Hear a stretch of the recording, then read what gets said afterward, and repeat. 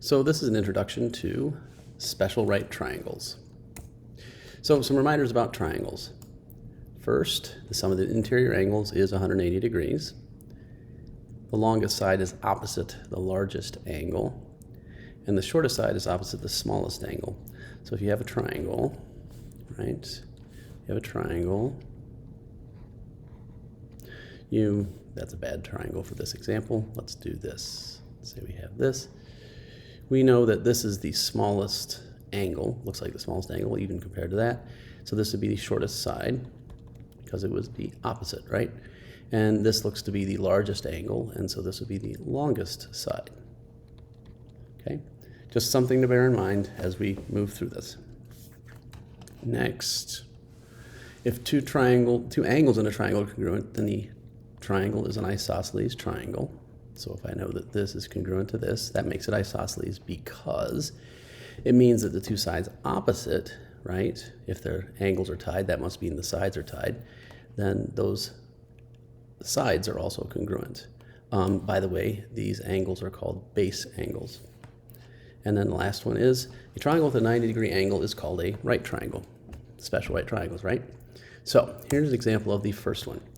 So let's say that we have a 45, 45, 90 right triangle. So it's a right triangle, right, that has two congruent angles, which means that these sides are congruent.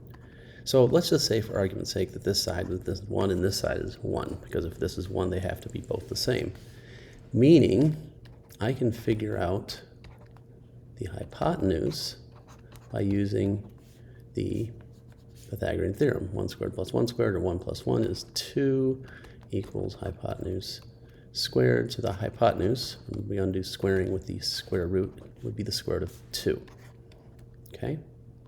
So let's say then we were looking at another triangle where this was 2 and this was 2.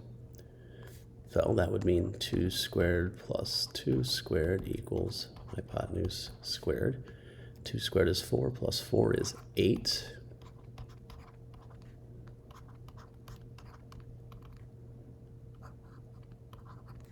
Great, you say. Why are you doing this? I now know the hypotenuse. Big deal. Well, remember, you can reduce radicals. 8 is really 4 times 2, right? And the square root of 4 is 2. And the square root of 2, well, that's irrational. So it's 2 square root 2, which means that this is 2 times the square root of 2. So there's an upshot to this. It turns out, as you repeat this over and over and over again for many different numbers, that pattern stays the same, as in these two sides are going to be the same. So let's say this side were x, that would make this x, some measure, right? The hypotenuse is going to be always x times the square root of 2. So what does this mean? This means if you know one of the, remember these are legs, right? Then all you have to do is multiply by the square root of 2 to get the hypotenuse. And conversely, if you know the hypotenuse, say they gave that to you, all you have to do is divide by the square root of 2 to find the leg. Now remember, this only works for an isosceles right triangle or a 45, 45, 90. Same thing. Okay. This leads us to our next one. Now for this, I'm just going to kind of jump straight into it. If we know that the 30-degree angle side is x, right? Then it turns out, so this is one leg of this right triangle, turns out that this side here is x times the square root of 3. That is, if this was 5, this would be 5 times the square root of 3. And the hypotenuse turns out to be twice this value. Now, this does work out. Leg squared plus leg squared, right? So x squared plus, well, remember you're squaring something like this. You have to square both things. X squared. What is the square root of 3 squared? The square root of 3 times the square root of 3 is just 3. So what is that? 4x squared, which is equal to the hypotenuse squared. You take the square root. What do you get? Well, the square root of 4 is 2. The square root of x squared is x.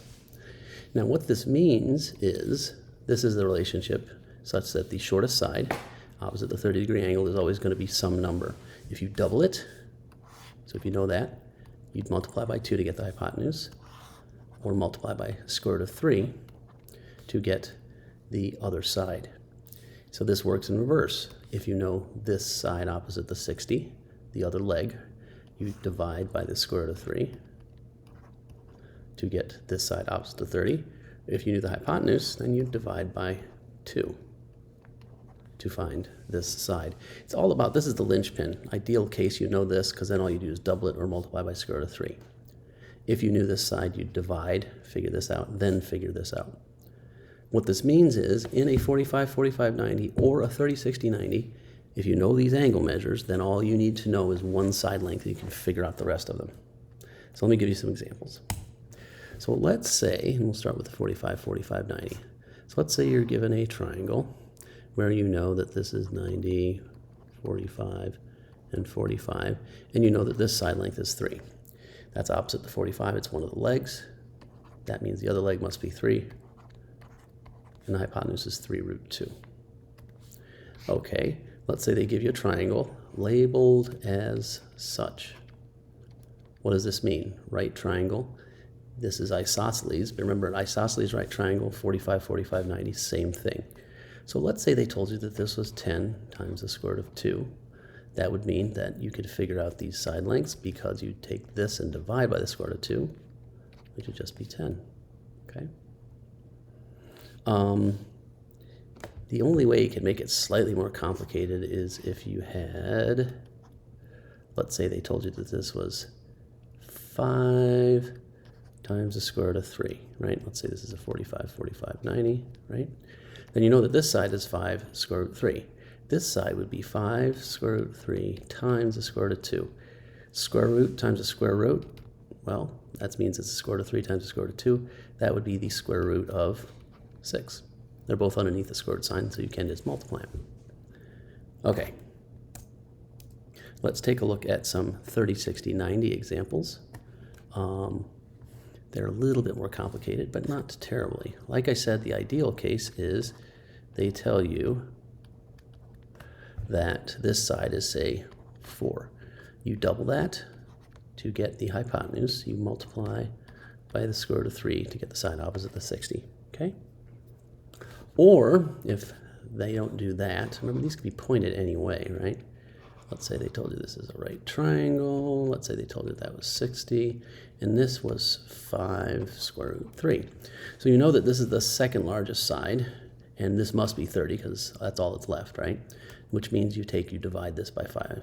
By square root of 3, you get 5. You double this, you get 10. Another way to go would be if they told you the hypotenuse, like let's say that this was 8, right? And we know that this is 30, and this is 60. First thing you'd want to do is find this side by dividing by 2, right? And then multiply by the square root of 3 to find this side, okay? Now, it can get a little bit more complicated than that because they can give you funny numbers to play with, but that in general is how you deal with special right triangles.